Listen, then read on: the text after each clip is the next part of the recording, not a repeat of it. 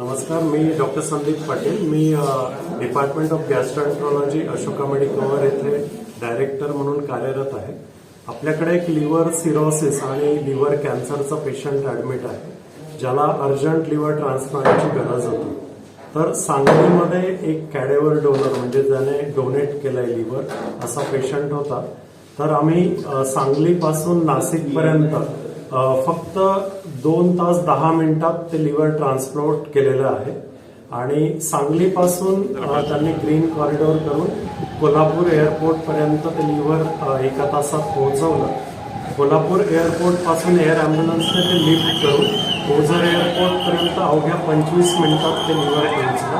आणि ओझर एअरपोर्ट पासून नाशिक आपल्या अशोका मेडिकल येथे ते लिव्हर 20 ते 25 मिनिटात पोहोचलं. असा टोटल अवधी आपल्याला 2 तास ते 2 तास 10 मिनिटाचा लागला. आणि ही अशी उत्तर महाराष्ट्रातली पहिलीच घटना आहे की ज्याच्यात कॅडेवर लिव्हर हे एअरलिफ्ट केले गेलं आहे. आणि या रेकॉर्ड टायमिंगमध्ये ते लिव्हर रुग्णापर्यंत पोहोचलं आहे.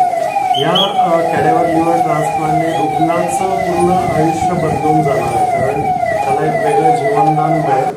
आणि या घटनेतून आपण लिव्हर डोनेशनचं प्रमाण हे वाढवायला सुद्धा मदत होऊ शकते. त्यामुळे ही आपल्यासाठी एक मोठी घटना आहे असं मी म्हणू इच्छितो. तर आणि हे सगळा जो प्रवास आहे 2 तास 10 मिनिटाचा, हा पूर्णपणे अनइव्हेंटफुल झालाय.